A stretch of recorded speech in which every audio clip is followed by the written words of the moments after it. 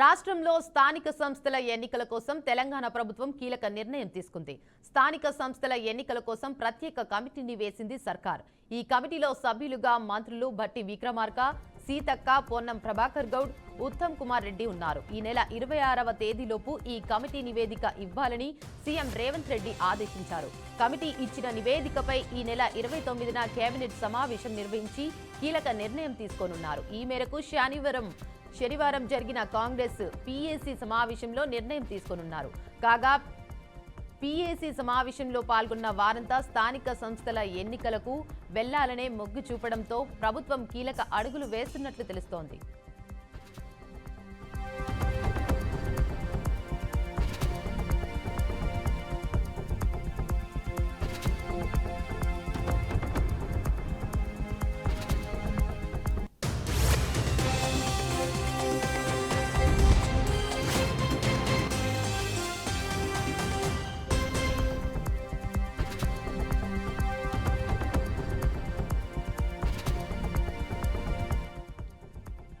ఇక breaking news చూస్తున్నాం. రాష్ట్రంలో స్థానిక సంస్థల ఎన్నికల కోసం తెలంగాణ ప్రభుత్వం కీలక నిర్ణయం తీసుకుంది. స్థానిక సంస్థల ఎన్నికల కోసం ప్రత్యేక కమిటీని వేసింది సర్కార్. ఈ కమిటీలో సభ్యులుగా మంత్రులు భట్టి విక్రమార్క, సీతక్క, పొన్నం ప్రభాకర్ గౌడ్, ఉత్తమ్ కుమార్ రెడ్డి ఉన్నారు. ఈ నెల 26వ తేదీలోపు ఈ కమిటీ నివేదిక ఇవ్వాలని సీఎం రేవంత్ రెడ్డి ఆదేశించారు. కమిటీ ఇచ్చిన నివేదికపై ఈ నెల 29న కేబినెట్ సమావేశం నిర్వహించి కీలక నిర్ణయం తీసుకోనున్నారు. ఈ మేరకు శనివారం జరిగిన కాంగ్రెస్ పీఏసీ సమావేశంలో నిర్ణయం తీసుకున్నారు. కాగా పీఏసీ సమావేశంలో పాల్గొన్న వారంతా స్థానిక ఎన్నికలకు వెళ్లాలనే మొగ్గు చూపడంతో ప్రభుత్వం కీలక అడుగులు వేస్తున్నట్లు తెలుస్తోంది. ఇక దీనిపై మరింత సమాచారాన్ని మా ప్రతినిధి రాజేంద్ర అయితే అందిస్తారు. చెప్పండి రాజేంద్ర. Thank you Devika. ఏదైతే తెలంగాణ రాష్ట్రంలో త్వరలో స్థానిక సంస్థలకు ఎన్నికలు నిర్వహించే అవకాశాలు ఉన్నాయి. ఈ నేపథ్యంలోనే రాష్ట్ర కాంగ్రెస్ ప్రభుత్వం అంటే మంత్రులు కానీ పార్టీ కానీ పిఎసి గాంధీ భవన్లో జరిగిన పార్టీ రాజకీయ వ్యవహారాల కమిటీ సమావేశంలో వాళ్ళ అంశాలపై కీలకంగా చర్చించి నిర్ణయాలు తీసుకున్నారు. ప్రధానంగా స్థానిక సంస్థల ఎన్నికల్లో బీసీలకు 42% రిజర్వేషన్లు కల్పించే అంశంపై సుదీర్ఘంగా మంత్రులు పార్టీ నేతలు చర్చించడం జరిగింది. ముఖ్యమంత్రి రేవంత్ రెడ్డితో పాటు డిప్యూటీ సీఎం భట్టి విక్రమార్క, మంత్రులు ఉత్తమ్ కుమార్ రెడ్డి, శ్రీధర్ బాబు తదితరులు కూడా ఈ సమావేశంలో పాల్గొన్నారు. ఇప్పటికే 2 బిల్లులు రాష్ట్రపతి వద్ద పెండింగ్ లో ఉన్నాయి. ఈ వ్యవహారాలపై మాత్రం ప్రధానంగా చర్చించారు. ఏదైతే రాష్ట్రపతి వద్ద 2 బిల్లులు పెండింగ్ లో ఉన్నాయో ఆ బిల్లులు 90 రోజుల్లో పరిష్కరించాల్సిన అవసరం ఉందని, ఈ నేపథ్యంలోనే సుప్రీంకోర్టులో కూడా బిల్లుపై వాదనలు వినిపించేందుకు కూడా ఇద్దరు ప్రముఖ న్యాయవాదులు నియమించినట్టుగా ముఖ్యమంత్రి రేవంత్ రెడ్డి మంత్రులకు వివరించడం జరిగింది. అయితే ఈ వ్యవహారాలపై అంటే ఏదైతే బీసీ రిజర్వేషన్ల అంశం సంబంధించిన వ్యవహారాలపై దేశంలోని వివిధ ప్రాంతాల్లో ఉన్న ప్రముఖ న్యాయవాదులతో పాటు కులగణనపై సంబంధించిన కమిటీ చైర్మన్ ఏదైతే జస్టిస్ సుదర్శన్ రెడ్డి ఉన్నారో ఆయన సలహా కూడా తీసుకోవాలని చెప్పని సీఎం రేవంత్ రెడ్డి కమిటీకి సూచించారు. ఈ మేరకు ఒక కమిటీని కూడా ఏర్పాటు చేయడం జరిగింది. ఈ నెల 26వ తేదీలోగా ఈ కమిటీ నివేదిక ఇవ్వాల్సింది. దాని తర్వాత ఈ కమిటీని పూర్తిగా అధ్యయనం చేసి 29న కేబినెట్ మీటింగ్ లో దీనిపై ఒక అంశంపై నిర్ణయం తీసుకునే అవకాశం ఉంది. ఇప్పటికే ఎస్సీ ఎస్టీలకు సంబంధించి 27% రిజర్వేషన్లు ఉన్నాయి. ప్రధానంగా బీసీలకు 42% రిజర్వేషన్లు కల్పిస్తే మొత్తం 69%కి చేరుతుంది. ఈ అంశాలపై న్యాయ కోవిద సలహాలు తీసుకునేందుకు కూడా సూచన చేయడం జరిగింది. ప్రధానంగా 42% బీసీలకు రిజర్వేషన్ల అంశాలు మాత్రం ప్రస్తావించి స్థానిక ఎన్నికల్లోకి వెళ్లాలనే ఒక కీలకమైన నిర్ణయం అయితే తీసుకోవడం జరిగింది.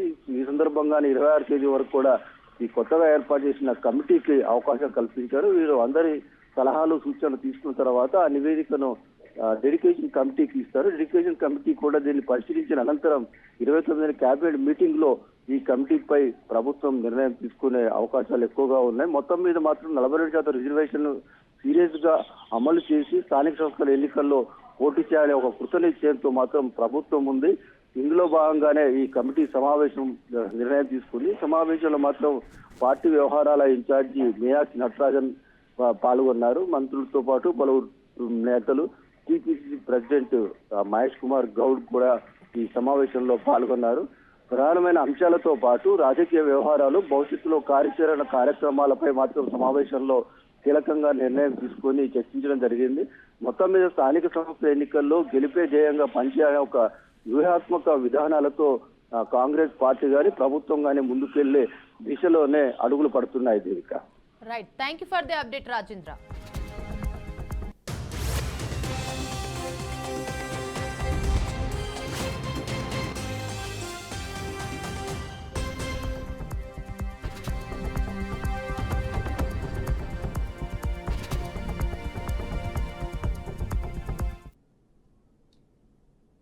నేడు ప్రముఖ కమ్యూనిస్టు నాయకుడు సురవరం సుధాకర్ రెడ్డి పార్థివ దేహాన్ని ఉదయం 10 గంటల నుంచి మధ్యాహ్నం 3 గంటల వరకు సిపిఐ రాష్ట్ర కార్యాలయంలో సందర్శించుకునేందుకు ఉంచనున్నారు. అనంతరం అధికార లాంఛనాలతో ఆయన అంతిమయాత్ర జరగనుంది. అనంతరం ఆయన కోరిక మేరకు పార్థివ దేహాన్ని గాంధీ మెడికల్ కాలేజీకి వైద్య పరిశోధన కోసం అప్పగించనున్నారు. కాగా 2 తెలుగు రాష్ట్రాల ముఖ్యమంత్రులు సుధాకర్ రెడ్డి పార్థివ దేహానికి నివాళులు అర్పించనున్నారు. ఉదయం 10 గంటలకు తెలంగాణ సీఎం రేవంత్ రెడ్డి, మధ్యాహ్నం 12 గంటలకు సీఎం చంద్రబాబు సురవరం సుధాకర్ రెడ్డి పార్థివ దేహాన్ని సందర్శించనున్నట్లు సమాచారం.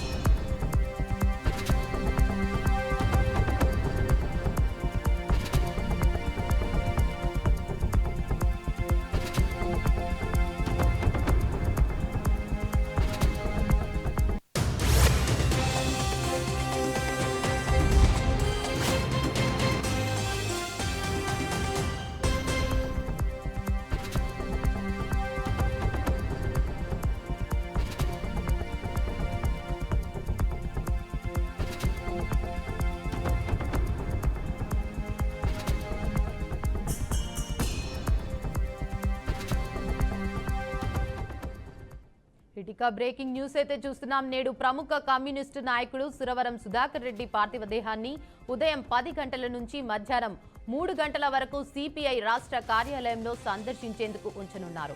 అనంతరం అధికార లాంఛనాలతో ఆయన అంతిమయాత్ర జరగనుంది. అనంతరం ఆయన కోరిక మేరకు పార్థివ దేహాన్ని గాంధీ మెడికల్ కాలేజీకి వైద్య పరిశోధన కోసం అప్పగించనున్నారు. కాగా 2 తెలుగు రాష్ట్రాల ముఖ్యమంత్రులు సుధాకర్ రెడ్డి పార్థివ దేహానికి నివాళులు అర్పించనున్నారు. ఉదయం 10 గంటలకు తెలంగాణ సీఎం రేవంత్ రెడ్డి, మధ్యాహ్నం 12 గంటలకు సీఎం చంద్రబాబు సురవరం సుధాకర్ రెడ్డి పార్థివ దేహాన్ని సందర్శించనున్నట్లు సమాచారం. ఇక దీనిపై మరింత సమాచారాన్ని మా ప్రతినిధి శ్రీనివాస్ అందిస్తారు. చెప్పండి శ్రీనివాస్. Good morning Devika. జాతీయ సిపిఐ పార్టీ జాతీయ ప్రధాన కార్యదర్శిగా పనిచేసినటువంటి సురవరం సుధాకర్ రెడ్డి నల్గొండ ఎంపిక కూడా చేశారు. తను అకాల మరణం చెందడం పెద్ద ఎత్తున కమ్యూనిస్టు పార్టీ దిగ్భ్రాంతం గురి చేసిందని చెప్పుకోవచ్చు. ప్రధానంగా చూసుకున్నట్లయితే ఈ రోజు తెలుగు రాష్ట్రాల సీఎంలు కూడా సురవరం సుధాకర్ రెడ్డి పార్థివ దేహాన్ని సందర్శించనున్నారు.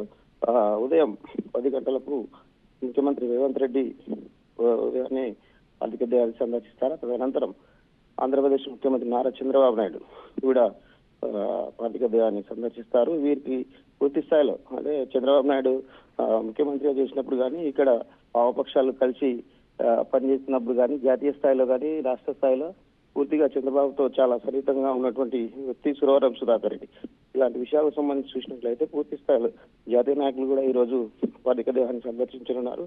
ఈరోజు జరిగేటటువంటి ఈ కార్యక్రమాల్లో కూడా పూర్తి స్థాయి పలు రాష్ట్రాల ప్రముఖులే కాకుండా కమ్యూనిస్టు నాయకులతో పాటు పలు రాష్ట్రాల సీఎం కూడా ఉన్నారు. Devika, right, thank you for the update Srinivas.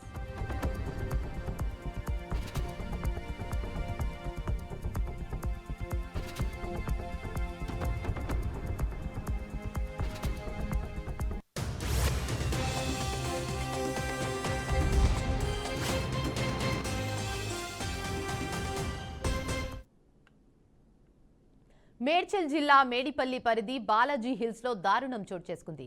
గర్భవతైన భార్యను చంపి మృతదేహాన్ని ముక్కలు ముక్కలు చేసిన ఘటన వెలుగులోకి వచ్చింది. అనంతరం భర్త శరీర భాగాలను కవర్లో ప్యాక్ చేసి బయటకు తీసుకెళ్లి పడేసేందుకు సిద్ధమయ్యాడు. గది నుంచి శబ్దాలు రావడంతో స్థానికులు వెళ్లి చూడగా విషయం బయటపడింది. ఘటనపై సమాచారం అందుకున్న పోలీసులు నిందితుడిని మహేందర్ రెడ్డిని అదుపులోకి తీసుకున్నాడు. నిందితుడు క్యాబ్ డ్రైవర్ గా పనిచేస్తున్నాడని, గతంలో అదే ఇంట్లో 1 సంవత్సరం జీవించి ఖాళీ చేసి వెళ్లి మళ్లీ అదే ఇంట్లోకి వచ్చి ఉంటున్నట్లు స్థానికులు పోలీసులు తెలిపారు. అమ్మాయి బావ ఫిర్యాదు మేరకు కేసు నమోదు చేసి హత్యకు గల కారణాలపై ఆరా తీస్తున్నట్లు పోలీసులు వెల్లడించారు.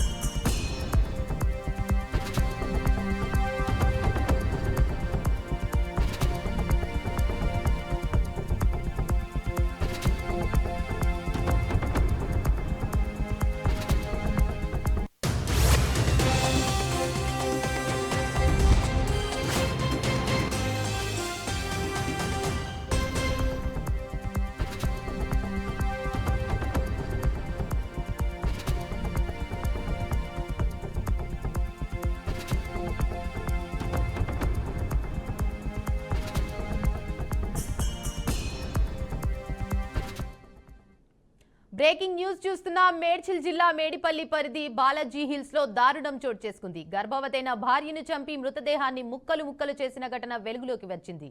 అనంతరం భర్త శరీర భాగాలను కవర్లో ప్యాక్ చేసి బయటకు తీసుకెళ్లి పడేసేందుకు సిద్ధమయ్యాడు. గది నుంచి శబ్దాలు రావడంతో స్థానికులు వెళ్లి చూడగా విషయం బయటపడింది. ఘటనపై సమాచారం అందుకున్న పోలీసులు నిందితుడు మహేందర్ రెడ్డిని అదుపులోకి తీసుకున్నారు. నిందితుడు క్యాబ్ డ్రైవర్ గా పనిచేస్తున్నాడని, గతంలో అదే ఇంట్లో 1 సంవత్సరం జీవించి ఖాళీ చేసి వెళ్లి మళ్లీ అదే ఇంట్లోకి వచ్చి ఉంటున్నట్లు స్థానికులు తెలిపారు. అమ్మాయి బావ ఫిర్యాదు మేరకు కేసు నమోదు చేసి హత్యకు గల కారణాలపై ఆరా తీస్తున్నట్లు పోలీసులు వెల్లడించారు.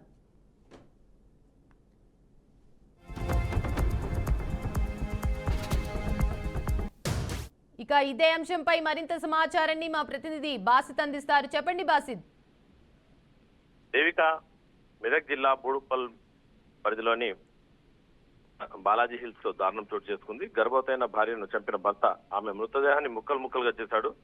వీరు వికారాబాద్ జిల్లా కామారెడ్డి కూడా చెందిన స్వాతి మహేందర్లు ప్రేమ వివాహం చేసుకున్నారు. గత కొంతకాలంగా బోడుపల్లిలోని బాలాజీ హిల్స్ లో నివాసం ఉంటున్నారు. ఈ క్రమంలో శనివారం మధ్యాహ్నం స్వాతిని హత్య చేసిన మహేందర్ తల, కాళ్ళు, చేతులు వేరు చేసి వాటిని మూసీ నదిలో పడేయడం జరిగింది. మిగిలిన మొండాన్ని కవర్లో ప్యాక్ చేసి పెట్టాడు. అయితే దాన్ని తీసుకెళ్లే పరిస్థితి లేకపోవడంతో గదిలోనే ఉంచాడు. ఈ నేపథ్యంలోనే స్వాతి ఆత్మహత్య చేసుకున్నానని తన సోదరికి ఫోన్ చేసి చెప్పడంతో దాంతో ఆమె స్వాతి తల్లిదండ్రులకు సమాచారం ఇచ్చింది. అనుమానం వచ్చిన వారు పోలీసులకు ఫిర్యాదు చేయడం జరిగింది. దీంతో ఘటనా స్థలానికి చేరుకున్న మేడిపల్లి పోలీసులు మహేందర్ ను అదుపులో తీసుకుని ఆ హత్య గల కారణాలపై ఆరా తీస్తున్నారు. నిందితుడు క్యాబ్ డ్రైవర్ గా పనిచేస్తున్నాడు. గతంలో అదే ఇంట్లో 1 సంవత్సరం పాటు నివాసం ఉన్నాడు. తర్వాత మళ్లీ వచ్చాడని స్థానికులు కూడా చెప్పడం జరిగింది. ఈ విషయంపై అమ్మాయి బావ ఫిర్యాదు మేరకు పోలీసులు కేసు నమోదు చేసి దర్యాప్తు చేస్తున్నారు. అసలు వాస్తవానికి వీరిద్దరి మధ్య గొడవ కారణాలేందో అని చెప్పి ఆరా తీస్తున్నారు, పోలీసులు ఆరా తీస్తున్నారు. Devika, right, thank you for the update Basit.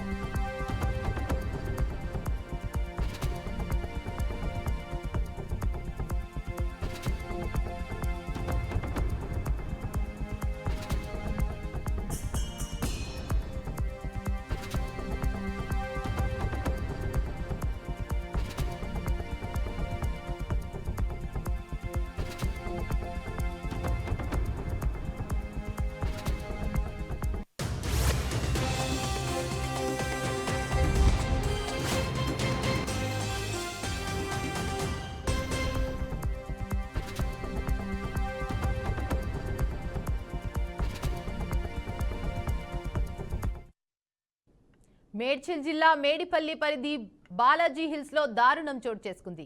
గర్భవతైన భార్యను చంపి మృతదేహాన్ని ముక్కలు ముక్కలు చేసిన ఘటన వెలుగులోకి వచ్చింది. అనంతరం భర్త శరీర భాగాలను కవర్లో ప్యాక్ చేసి బయటకు తీసుకెళ్లి పడేసేందుకు సిద్ధమయ్యారు. ఇక గది నుంచి శబ్దాలు రావడంతో స్థానికులు వెళ్లి చూడగా విషయం బయటపడింది. ఘటనపై సమాచారం అందుకున్న పోలీసులు నిందితుడు మహేందర్ రెడ్డిని అదుపులోకి తీసుకున్నారు.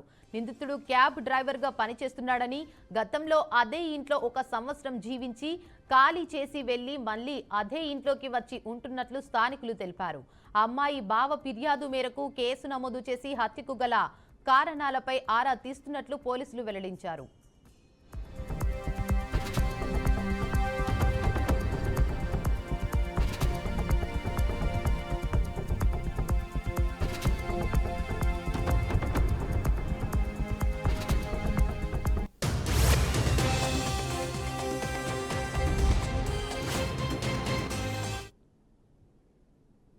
భారత ఉపరాష్ట్రపతి ఎన్నికలకు సమయం ఆసన్నమైంది. వచ్చే నెల 9న ఉపరాష్ట్రపతి ఎన్నికలు జరగనున్నాయి. ఎన్డీఏ కూటమి నుంచి సిపి రాధాకృష్ణన్, ఇండియా కూటమి నుంచి జస్టిస్ బి సుదర్శన్ రెడ్డిలు ఉపరాష్ట్రపతి పదవి కోసం పోటీ పడుతున్నారు. వాస్తవానికి ప్రస్తుతం ఉభయ సభల్లో ఉన్న సభ్యుల్లో మెజారిటీ మెంబర్లు ఎన్డీఏ కూటమి వైపే ఉన్నారు. కానీ ఏ కూటమి అయినా అందులో ఉన్న వాళ్ళంతా ఖచ్చితంగా ఒకవైపే వేయాలని రూల్ ఉపరాష్ట్రపతి ఎన్నికల్లో లేదు.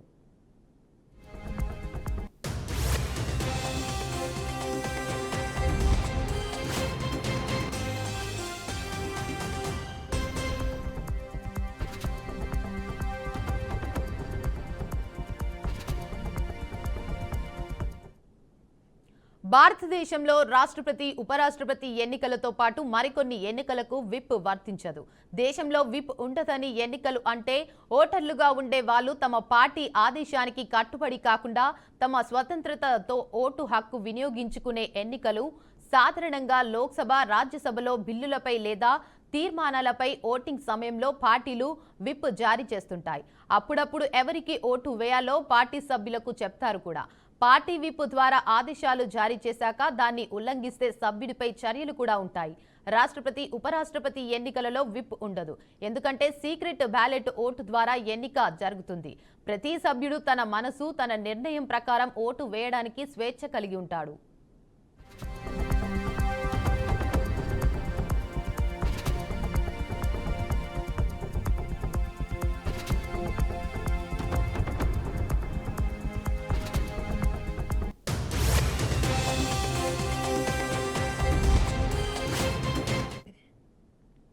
సాధారణంగా ఎన్నికలు జరిగితే మెజారిటీ ఓట్లు సాధించిన వ్యక్తిని గెలిచినట్లుగా ప్రకటిస్తారు. కానీ ఉపరాష్ట్రపతి ఎన్నికలు అలా జరగదు. ఈ ఎన్నికలో విజేతను నిర్ణయించడానికి సాధారణ మెజారిటీ కాకుండా ప్రత్యేక మెజారిటీ ద్వారా విజేతను ప్రకటిస్తారు. ప్రత్యేక మెజారిటీ అంటే ఉపరాష్ట్రపతి ఎన్నికల్లో లోక్సభ, రాజ్యసభ సభ్యులు ఓటర్లుగా ఉంటారు. ఉపరాష్ట్రపతిగా ఎన్నిక కావాలంటే మొత్తం పోలైన ఓట్లలో సగం కంటే 1 ఓటు ఎక్కువ రావాల్సి ఉంటుంది. ఉపరాష్ట్రపతి ఎన్నికలో ఎంపీలకు ప్రాధాన్యత క్రమంలో ఓటు వేసే అవకాశం ఉంటుంది. పోటీలో ఉన్న ఇద్దరిలో ఒకరికి తన మొదటి ప్రాధాన్యత ఓటు వేసి ఇంకొకరికి రెండో ప్రాధాన్యత ఓటు వేసే అవకాశం కూడా ఉంటుంది. అయితే ఈ విషయంలో కొన్నిసార్లు సరిగ్గా ఫాలో కాక కొన్ని ఓట్లు చెల్లుబాటు కాని పరిస్థితులు కూడా ఉంటాయి.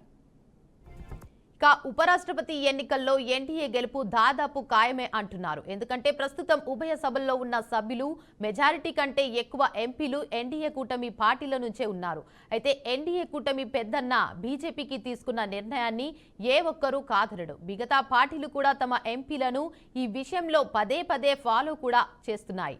అయితే ఇక్కడ వరకు ఎటువంటి టెన్షన్ లేకపోయినా ఉపరాష్ట్రపతి ఎన్నికల్లో విప్ లేకపోవడం, పైగా సీక్రెట్ బ్యాలెట్ విధానం, దాంతో ఎవరైనా గీత మారితే పరిస్థితి ఏంటి అనే ఆలోచనలు కూడా ఉన్నాయి.